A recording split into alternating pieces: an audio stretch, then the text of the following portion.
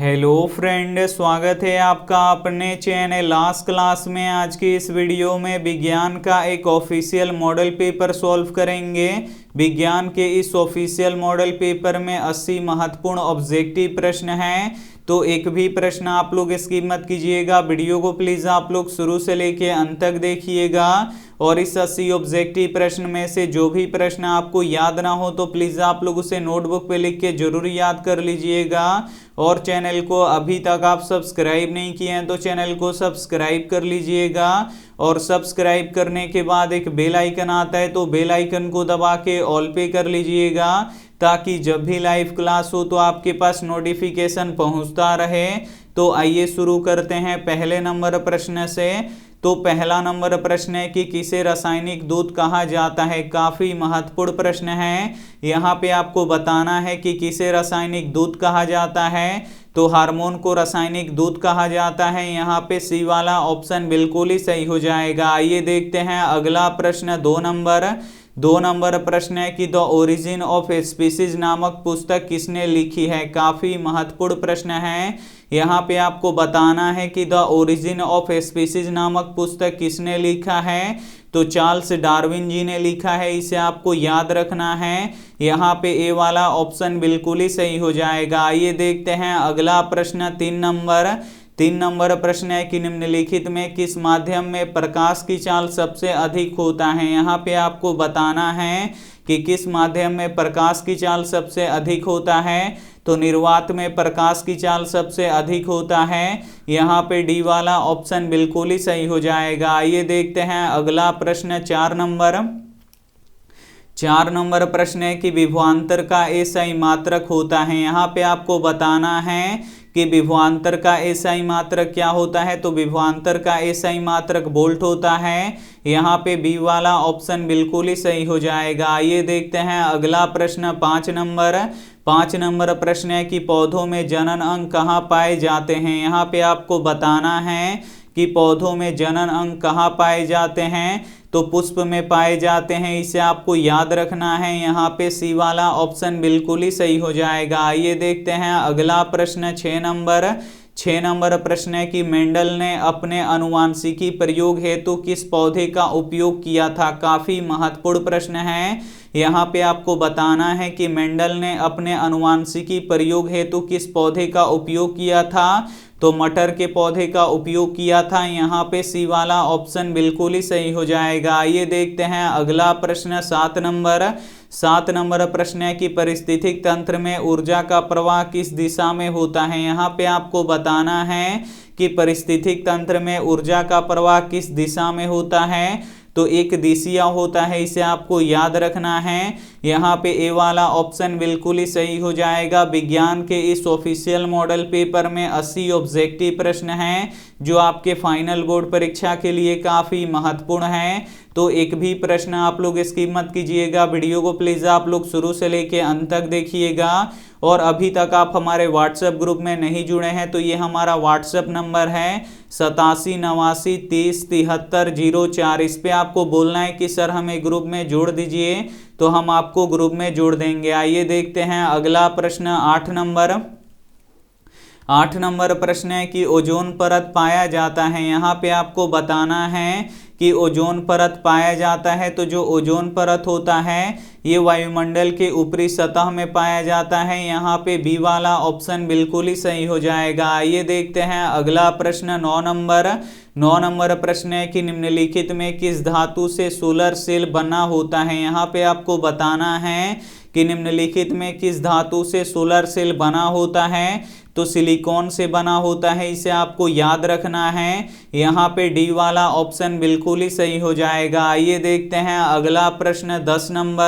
10 number प्रश्न है कि विद्युत फ्यूज विद्युत धारा के किस प्रभाव पे कार्य करता है। यहाँ पे आपको बताना है कि विद्युत फ्यूज विद्युत धारा के किस प्रभाव पे कार्य करता है। तो ऊष्मीय प्रभाव पे कार्य करता है। यहाँ पे ए वाला ऑप्शन बिल्कुल ही सही हो जाएगा। आइए देखते हैं अगला प्रश्न। 11 11 नंबर प्रश्न है कि बैटरी से किस प्रकार की धारा प्राप्त होती है। यहाँ पे आपको बताना है कि बैटरी से किस प्रकार की धारा प्राप्त होती है, तो दिष्ट धारा प्राप्त होती है। यहाँ पे ए वाला ऑप्शन बिल्कुल ही सही हो जाएगा। आइए देखते हैं अगला प्रश्न 12 नंबर प्रश्न है कि निम्नलिखित में कौन जैव मात्रा ऊर्जा स्रोत का उदाहरण नहीं है। इसमें से आपको बताना है कि कौन जैव मात्रा ऊर्जा स्रोत का उदाहरण नहीं है, तो नाभिकीय ऊर्जा नहीं है, इसे आपको याद रखना है। यहाँ पे सी वाला ऑप्शन बिल्कुल ही सही हो जाएगा। आइए देखते हैं अगला प्रश्न 13 नंबर प्रश्न है कि आवर्त सारणी के प्रथम वर्ग के सदस्य होते हैं। यहाँ पे आपको बताना है कि आवर्त सारणी के प्रथम वर्ग के सदस्य होते हैं तो क्षार धातु होते हैं, इसे आपको याद रखना है। यहाँ पे सी वाला ऑप्शन बिल्कुल ही सही हो जाएगा। आइए देखते हैं अगला प्रश्न 14 नंबर प्रश्न है कि निम्नलिखित में से कौन प्राकृतिक संसाधन नहीं है। इसमें से आपको बताना है कि कौन प्राकृतिक संसाधन नहीं है, तो जो जीवधारी होता है ये प्राकृतिक संसाधन नहीं होता है। यहाँ पे डी वाला ऑप्शन बिल्कुल ही सही हो जाएगा। आइए देखते हैं अगला प्रश्न 15 नंबर प्रश्न है कि प्रकाश के परावर्तन के कितने नियम हैं। यहाँ पे आपको बताना है कि प्रकाश के परावर्तन के कितने नियम हैं, तो प्रकाश के परावर्तन के 2 नियम होते हैं। यहाँ पे बी वाला ऑप्शन बिल्कुल ही सही हो जाएगा। आइए देखते हैं अगला प्रश्न 16 नंबर प्रश्न है कि तरंग दैर्घ्य को सामान्यतः व्यक्त किया जाता है। यहाँ पे आपको बताना है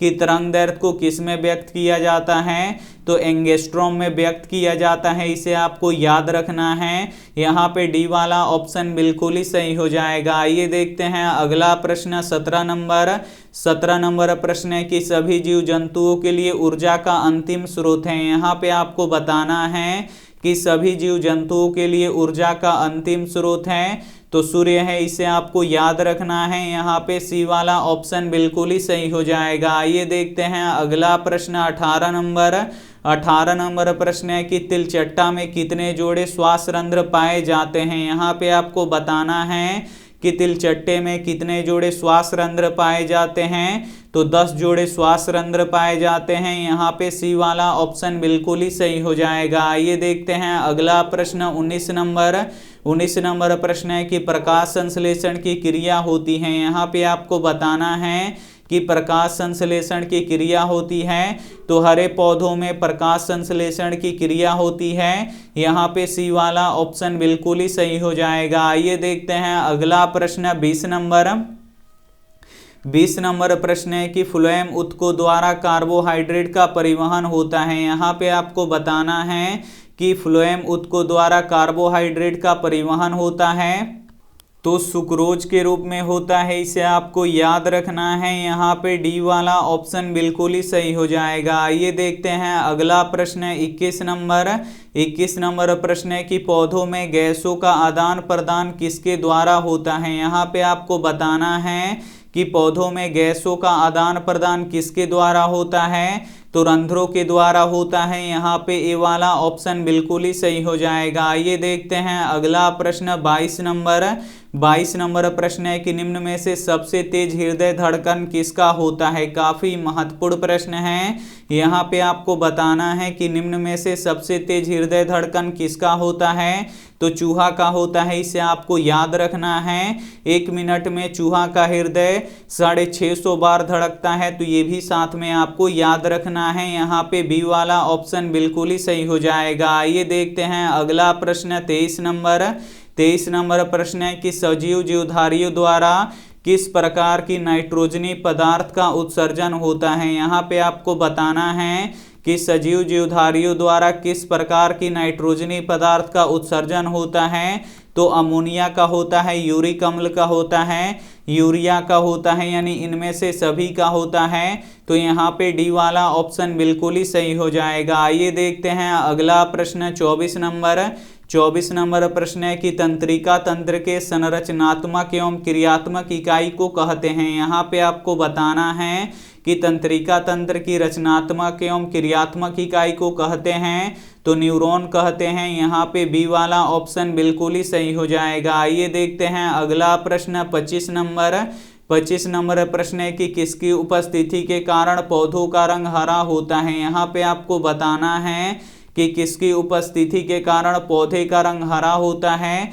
तो क्लोरोफिल के कारण जो पौधों की पत्तियां होती हैं वो हरी होती हैं। यहाँ पे ए वाला ऑप्शन बिल्कुल ही सही हो जाएगा। आइए देखते हैं अगला प्रश्न 26 नंबर प्रश्न है कि पौधों में उत्सर्जी पदार्थ है। यहाँ पे आपको बताना है कि पौधों में उत्सर्जी पदार्थ हैं। तो गोंद, टैनिन और रेजिन ये सभी क्या होता है, पौधों का उत्सर्जी पदार्थ होता है। यानी यहाँ पे डी वाला ऑप्शन बिल्कुल ही सही हो जाएगा। आइए देखते हैं अगला प्रश्न 27 नंबर प्रश्न है कि टिहरी बांध का निर्माण किस प्रदेश में किया गया है। यहाँ पे आपको बताना है कि टिहरी बांध का निर्माण किस प्रदेश में किया गया है। तो उत्तराखंड में किया गया है। यहाँ पे बी वाला ऑप्शन बिल्कुल ही सही हो जाएगा। आइए देखते हैं अगला प्रश्न 28 नंबर प्रश्न है कि निम्नलिखित में किसके कारण अम्लीय वर्षा होता है। यहाँ पे आपको बताना है कि निम्नलिखित में किसके कारण अम्लीय वर्षा होता है। तो SO2 और NO2 के कारण से अम्लीय वर्षा होता है।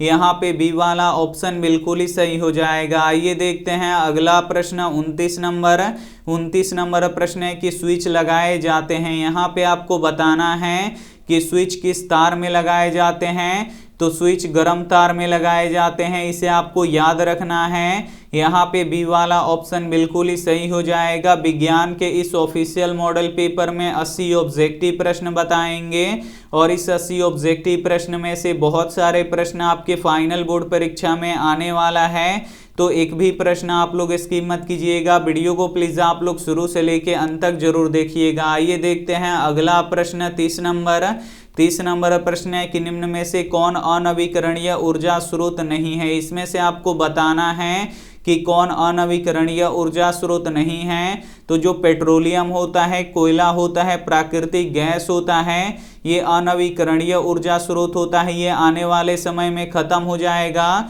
लेकिन जो बायोगैस होता है, जो गोबर गैस होता है, ये कभी भी खत्म नहीं होगा। एक बार खत्म होगा तो इसे हम पुनः बना सकते हैं। तो यहाँ पे सी वाला ऑप्शन बिल्कुल ही सही हो जाएगा। आइए देखते हैं अगला प्रश्न 31 नंबर प्रश्न है कि मनुष्य में वृक्क निम्न में से किससे संबंधित है। यहाँ पे आपको बताना है कि मनुष्य में जो वृक्क होता है ये किससे संबंधित होता है। तो ये उत्सर्जन से संबंधित होता है। यहाँ पे डी वाला ऑप्शन बिल्कुल ही सही हो जाएगा। आइए देखते हैं अगला प्रश्न 32 नंबर प्रश्न है कि हाइड्रा में क्या पाया जाता है। यहाँ पे आपको बताना है कि हाइड्रा में क्या पाया जाता है। तो हाइड्रा में स्पर्शक पाया जाता है, इसे आपको याद रखना है। यहाँ पे डी वाला ऑप्शन बिल्कुल ही सही हो जाएगा। आइए देखते हैं अगला प्रश्न 33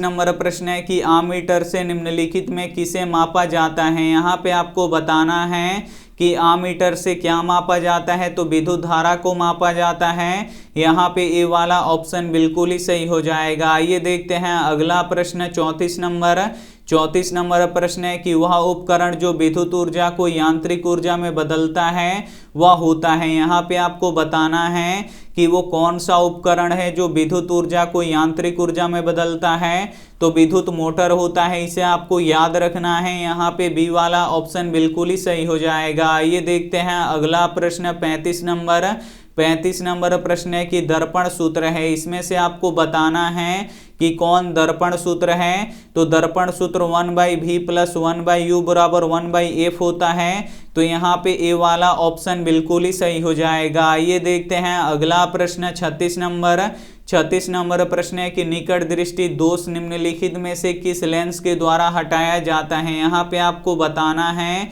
कि निकट दृष्टि दोष को किस लेंस के द्वारा हटाया जाता है। तो अवतल लेंस के द्वारा हटाया जाता है, इसे आपको याद रखना है। यहाँ पे बी वाला ऑप्शन बिल्कुल ही सही हो जाएगा। आइए देखते हैं अगला प्रश्न 37 नंबर प्रश्न है कि प्रकाश की किरणें गमन करती हैं। यहाँ पे आपको बताना है कि जो प्रकाश की किरणें होती हैं ये गमन करती हैं। तो ये सीधी रेखा में गमन करती हैं। यहाँ पे ए वाला ऑप्शन बिल्कुल ही सही हो जाएगा। आइए देखते हैं अगला प्रश्न 38 38 नंबर प्रश्न है कि निम्नलिखित में कौन सा लेंस की क्षमता का एसआई मात्रक है। इसमें से आपको बताना है कि लेंस की क्षमता का एसआई मात्रक कौन है। तो जो डायोप्टर होता है ये लेंस की क्षमता का एसआई मात्रक होता है। यहाँ पे सी वाला ऑप्शन बिल्कुल ही सही हो जाएगा। आइए देखते हैं अगला प्रश्न 39 नंबर प्रश्न है कि किस रंग का विचलन न्यूनतम होता है। यहाँ पे आपको बताना है कि किस रंग का विचलन न्यूनतम होता है।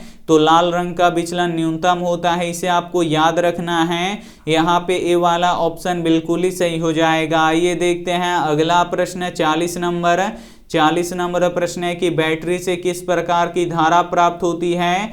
तो बैटरी से दिष्ट धारा यानी डीसी करंट निकलता है। यहाँ पे बी वाला ऑप्शन बिल्कुल ही सही हो जाएगा। आइए देखते हैं अगला प्रश्न 41 नंबर प्रश्न है कि समीकरण 2H2 + O2 ये अभिक्रिया करके 2H2O बना रहा है। तो पूछ रहा है कि ये कौन सी अभिक्रिया है। तो इसमें दो पदार्थ आपस में मिलकर एक नया पदार्थ का निर्माण कर रहा है। तो ये कौन सी अभिक्रिया है। तो ये संयोजन अभिक्रिया है। तो यहाँ पे ए वाला ऑप्शन बिल्कुल ही सही हो जाएगा। आइए देखते हैं अगला प्रश्न 42 नंबर प्रश्न है कि ग्लूकोज का रासायनिक सूत्र निम्नलिखित में से कौन है। इसमें से आपको बताना है कि ग्लूकोज का रासायनिक सूत्र क्या होता है। तो C6H12O6 होता है। यहाँ पे सी वाला ऑप्शन बिल्कुल ही सही हो जाएगा। आइए देखते हैं अगला प्रश्न 43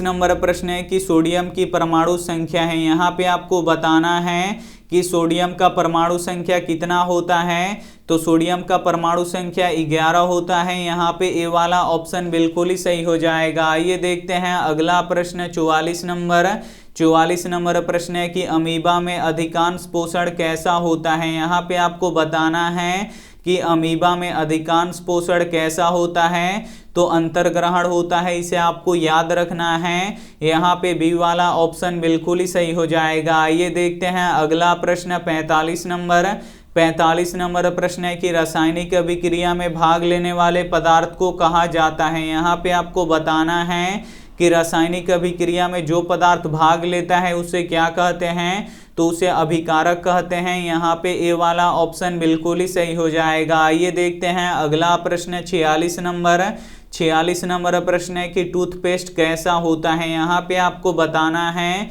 कि टूथपेस्ट कैसा होता है। तो जो टूथपेस्ट होता है ये क्षारीय होता है, इसे आपको याद रखना है। यहाँ पे बी वाला ऑप्शन बिल्कुल ही सही हो जाएगा। आइए देखते हैं अगला प्रश्न 47 नंबर प्रश्न है कि निम्नलिखित में कौन विद्युत का सुचालक है। इसमें से आपको बताना है कि कौन विद्युत का सुचालक होता है। तो जो ग्रेफाइट होता है ये विद्युत का सुचालक होता है। यहाँ पे सी वाला ऑप्शन बिल्कुल ही सही हो जाएगा। आइए देखते हैं अगला प्रश्न 48 नंबर प्रश्न है कि निम्नलिखित में से कौन कार्बोक्सिलिक समूह है। इसमें से आपको बताना है कि कौन कार्बोक्सिलिक समूह है। तो बॉन्ड COOH कार्बोक्सिलिक समूह है, इसे आपको याद रखना है। यहाँ पे सी वाला ऑप्शन बिल्कुल ही सही हो जाएगा। आइए देखते हैं अगला प्रश्न 49 नंबर प्रश्न है कि सर्च लाइट का परावर्तक सतह होता है। यहाँ पे आपको बताना है कि सर्च लाइट का परावर्तक सतह होता है। तो ये अवतल दर्पण का होता है। यहाँ पे बी वाला ऑप्शन बिल्कुल ही सही हो जाएगा। आइए देखते हैं अगला प्रश्न 50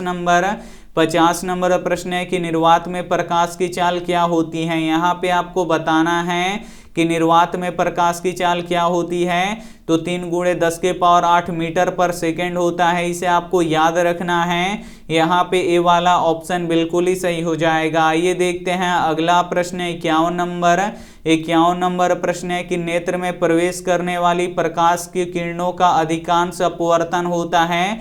यहाँ पे आपको बताना है कि नेत्र में प्रवेश करने वाली प्रकाश किरणों का अधिकांश अपवर्तन होता है। तो कार्निया के बाहरी पृष्ठ पर होता है, इसे आपको याद रखना है। यहाँ पे सी वाला ऑप्शन बिल्कुल ही सही हो जाएगा। विज्ञान के इस ऑफिशियल मॉडल पेपर में 80 ऑब्जेक्टिव प्रश्न हैं। तो एक भी प्रश्न आप लोग स्किप मत कीजिएगा। वीडियो को प्लीज आप लोग शुरू से लेके अंत तक जरूर देखिएगा। आइए देखते हैं अगला प्रश्न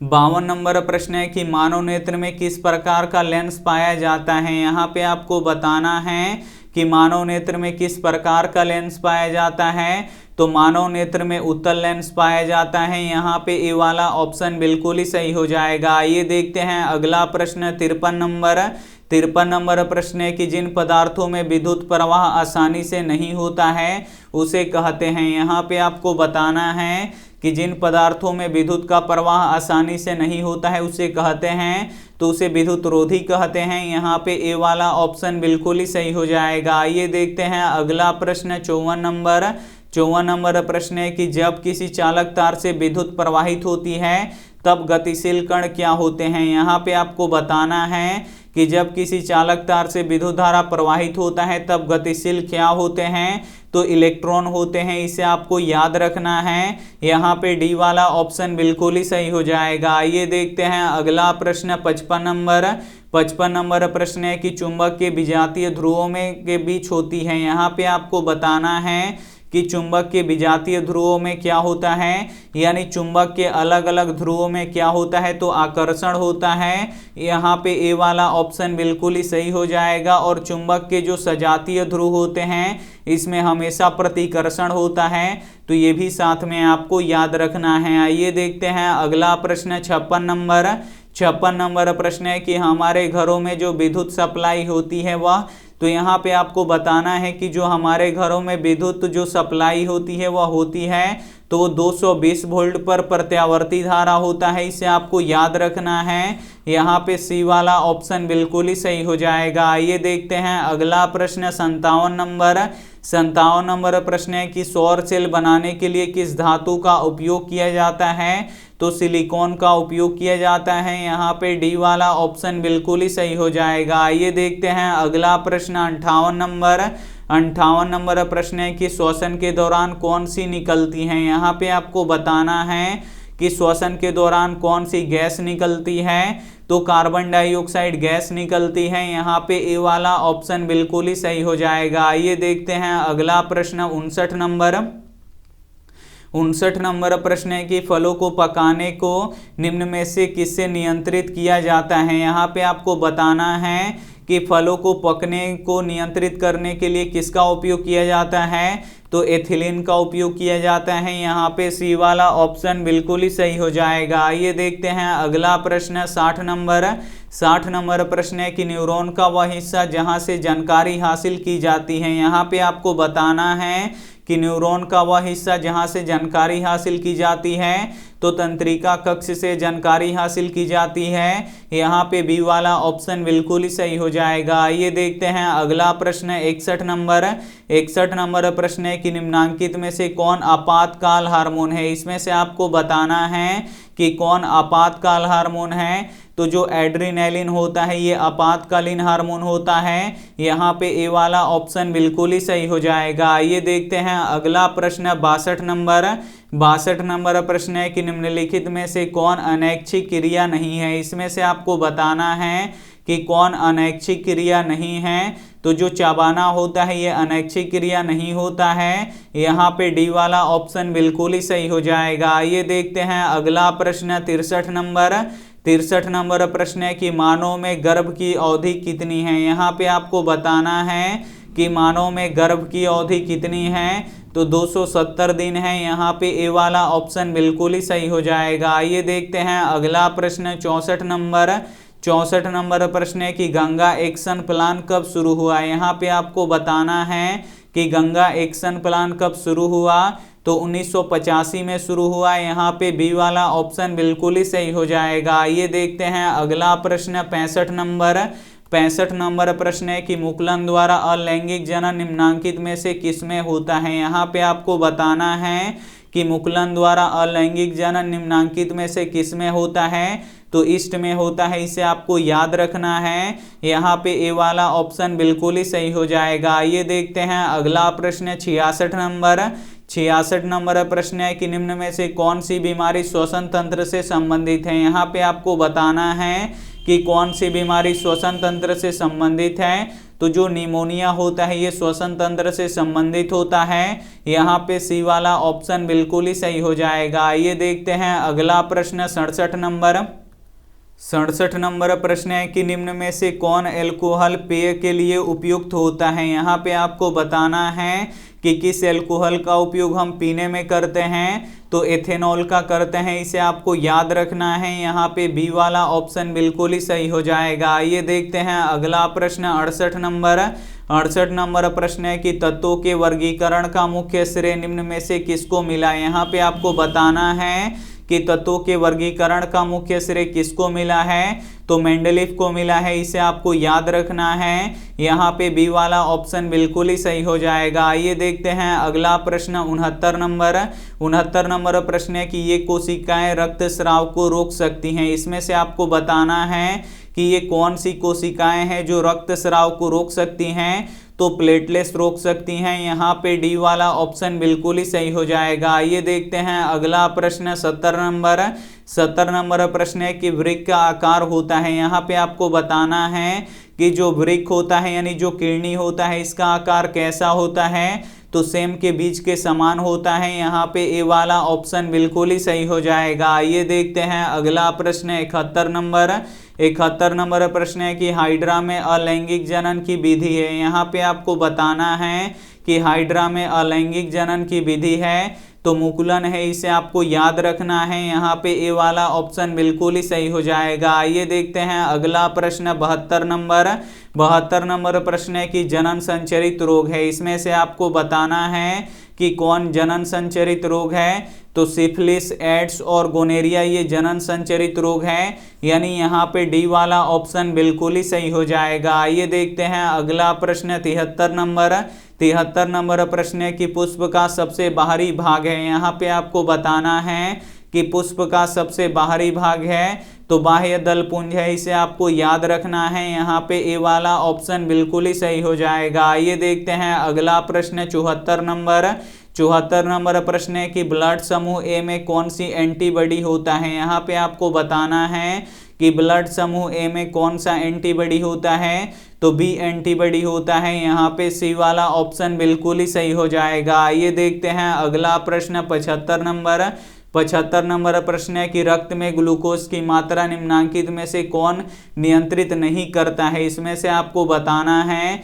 कि रक्त में ग्लूकोज की मात्रा को कौन नियंत्रित नहीं करता है, तो गैस्ट्रिन नहीं करता है। यहाँ पे सी वाला ऑप्शन बिल्कुल ही सही हो जाएगा। आइए देखते हैं अगला प्रश्न 76 नंबर प्रश्न है कि पादप वृद्धि हार्मोन है। इसमें से आपको बताना है कि कौन पादप वृद्धि हार्मोन है, तो जिब्रेलिन्स पादप वृद्धि हार्मोन है। यहाँ पे ए वाला ऑप्शन बिल्कुल ही सही हो जाएगा। आइए देखते हैं अगला प्रश्न 77 नंबर प्रश्न है कि हार्मोन स्रावित होता है। यहाँ पे आपको बताना है कि हार्मोन स्रावित होता है, तो जो हार्मोन होता है ये अंतःस्रावी ग्रंथि से स्रावित होता है। यहाँ पे ए वाला ऑप्शन बिल्कुल ही सही हो जाएगा। आइए देखते हैं अगला प्रश्न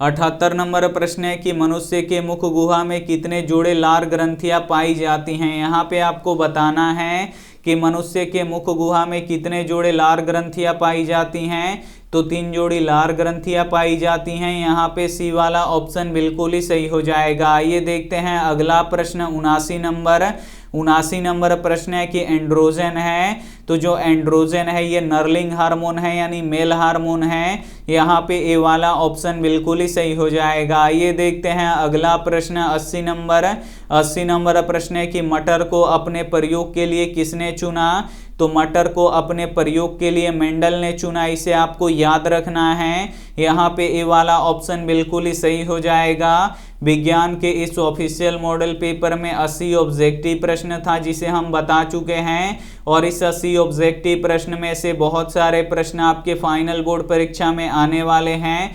तो इसमें से जो भी प्रश्न आपको याद ना हो तो प्लीज़ आप लोग उसे नोटबुक पे लिख के जरूर याद कर लीजिएगा।